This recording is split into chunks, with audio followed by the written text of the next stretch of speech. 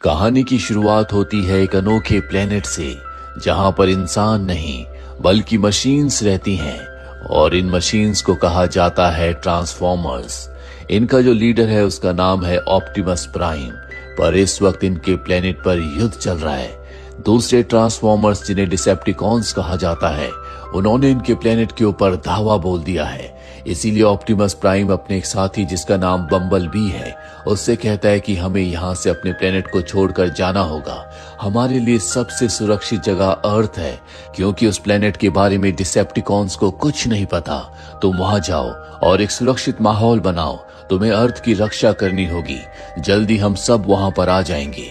और अब वो बम्बल बी को अर्थ की तरफ भेज देता है और खुद डिसेप्टिकॉन्स का सामना करने के लिए निकल पड़ता है। वही बम्बल बी अर्थ में एक जंगल में क्रैश होता है, जहां पर कर्नल अपने दूसरे सोल्जर्स के साथ ट्रेनिंग कर रहा था। वो सब के सब डर जाते हैं और तभी बम्बल बी कर्नल के सामने खड़ा हो जाता है। कर्नल उसे देखकर हैरान हो जाता है, क्योंकि उसने अपनी पूरी जिंदगी में इस तरह की कोई चीज नहीं देखी।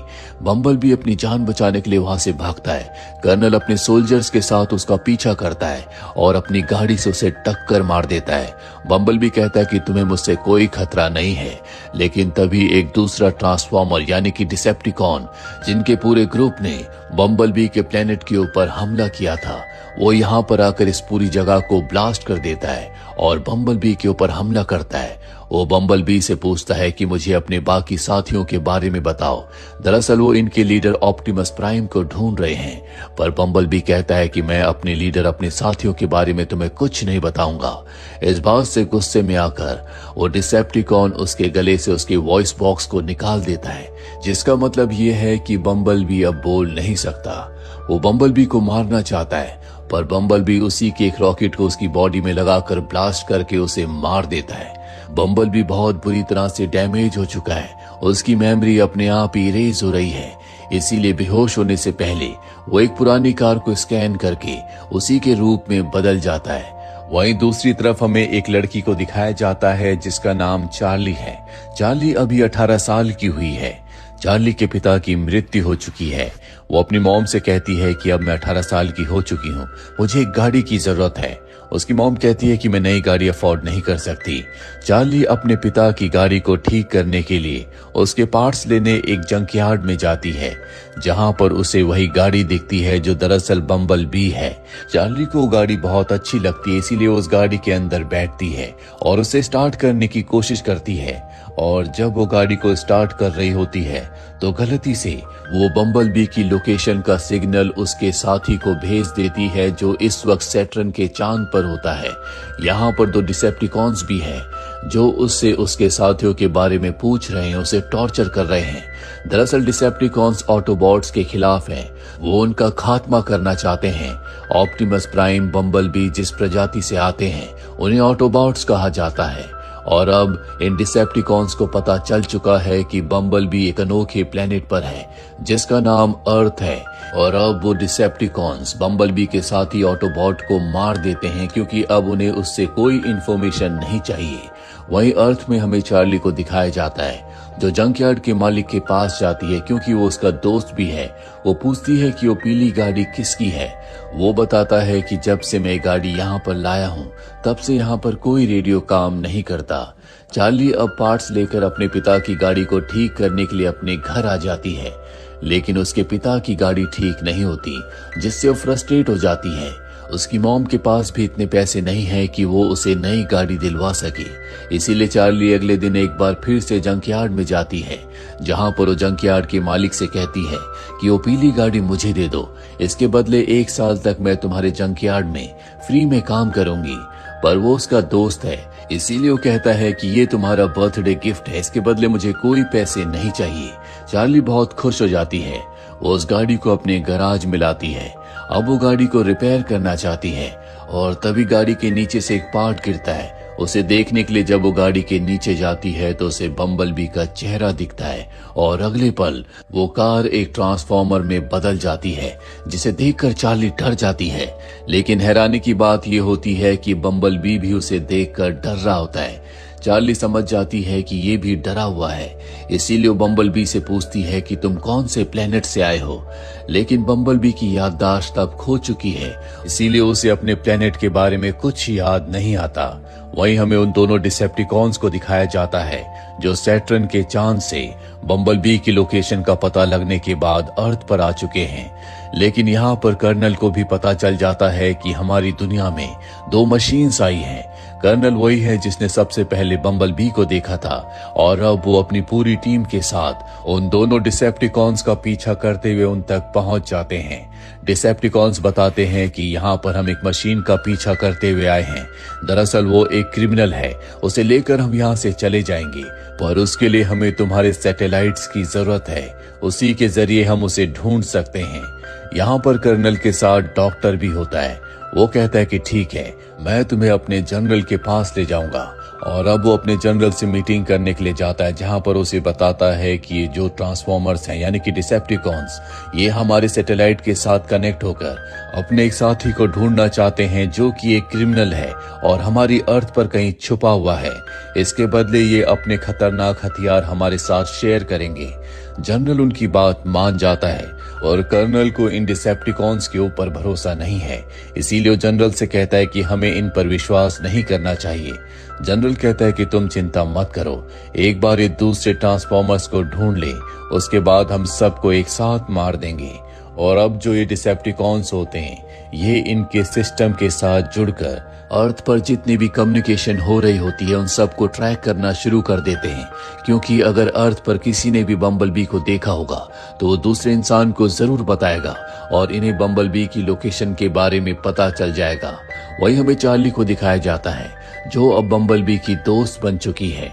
वो बम्बलबी से कहती है कि तुम्हें इंसानों से छुप कर रहना होगा, तुम उनके सामने अपने असली रूप में नहीं आ सकते। दरअसल अब भी बम्बलबी बोल नहीं सकता, क्योंकि जो डिसेप्टिकॉन था जो सबसे पहले अर्थ पर बम्बलबी के पीछे आया था, उसने उसके वॉइस बॉक्स को निकाल दिया था। और अब यहाँ पर चार्ली उसके रेडियो को बदल देती है, और तभी वहां पर उसका नेबर मीमो आ जाता है जो चार्ली को बहुत पसंद करता है। दरअसल वो चार्ली से ये पूछने आया था कि क्या वो उसके साथ डेट पर चलेगी, पर अब उसने बम्बलबी को देख लिया है, जिसे देखकर वो डर जाता है। पर चार्ली कहती है कि तुम मुझसे वादा करो कि तुम बम्बलबी के बारे में कभी किसी को कुछ नहीं बताओगे। वो कहता है कि ठीक है। अब अगले दिन जब चार्ली अपने काम पर चली जाती है तो बम्बलबी जो गराज में होता है वो अपने असली रूप में आ जाता है। वो चार्ली के घर के अंदर जाता है, जहां पर गलती से वो चार्ली के घर को तहस नहस कर देता है। साथ ही वो अपनी एक उंगली को इलेक्ट्रिक सॉकेट के अंदर डालता है, जिससे उसे करंट का एक बहुत बड़ा झटका लगता है और अब पूरे शहर की लाइट चली जाती है।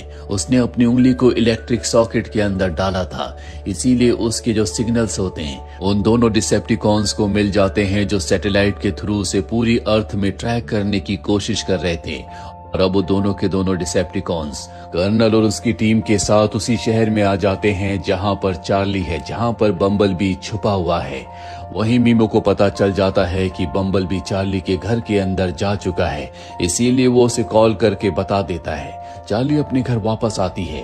वो देखती है कि बम्बलबी ने घर को तहस नहस कर दिया है। वो बम्बलबी को कहती है कि तुम मीमो के साथ यहाँ से जाओ। वो घर से निकल जाता है।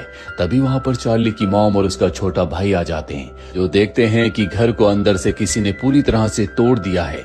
इसके लिए वो चार्ली को डांटते हैं, पर चार्ली यहाँ से बम्बलबी के पास जाती है, जो इस वक्त एक कार के रूप में है। ये दोनों यहाँ से जा रहे होते हैं।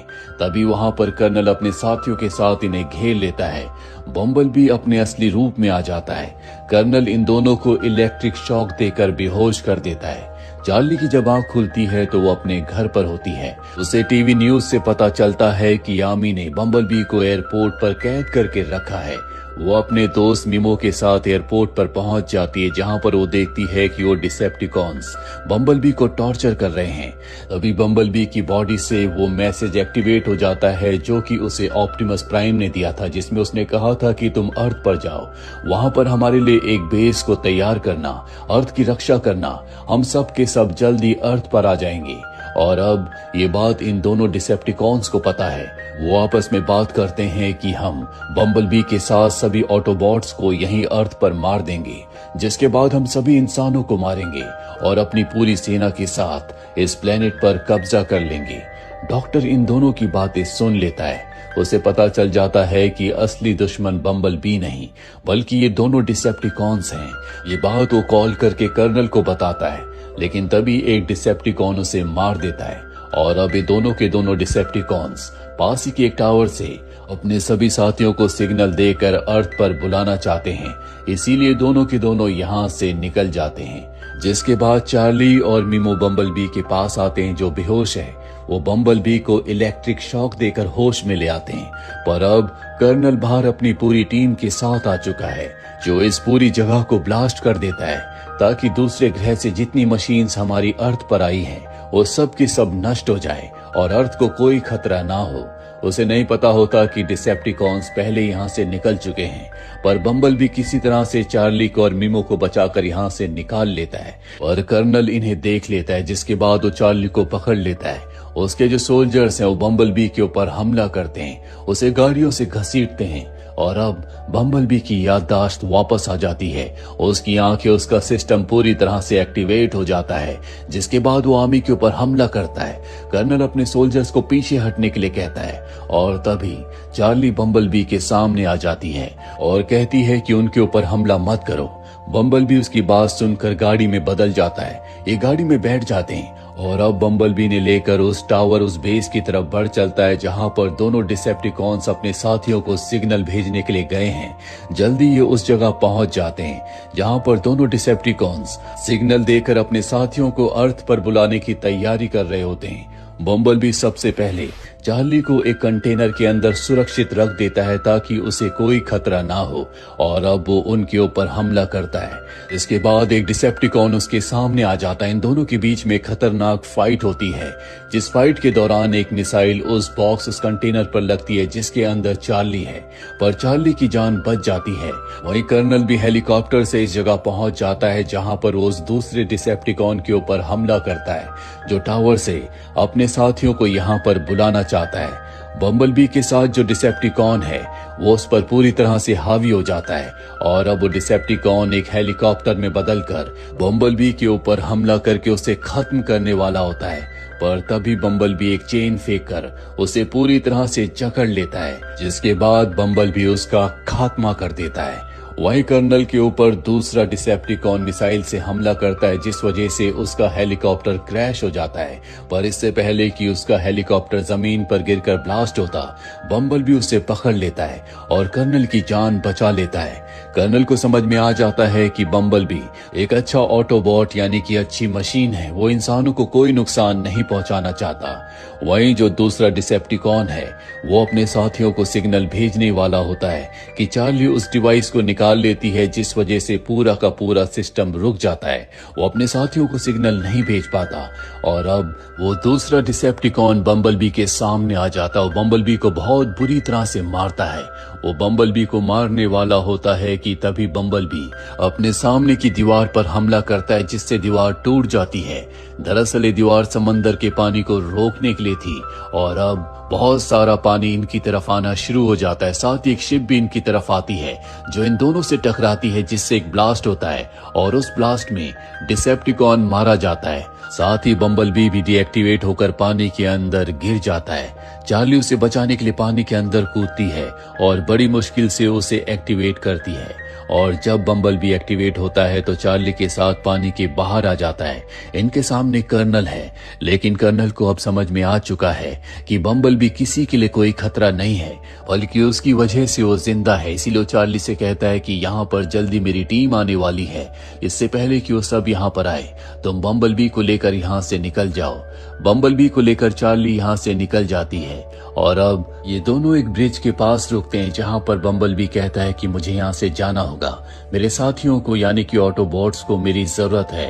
ये दोनों एक दूसरे के गले लगकर एक दूसरे को अलविदा कहते हैं, जिसके बाद चार्ली अपने घर वापस आ जाती है जहां उसकी मॉम, उसका छोटा भाई, उसके स्टेप फादर और मिमो उसे देखकर बहुत खुश होते हैं और अब चार्ली फाइनली अपने पिता की गाड़ी को ठीक कर देती है।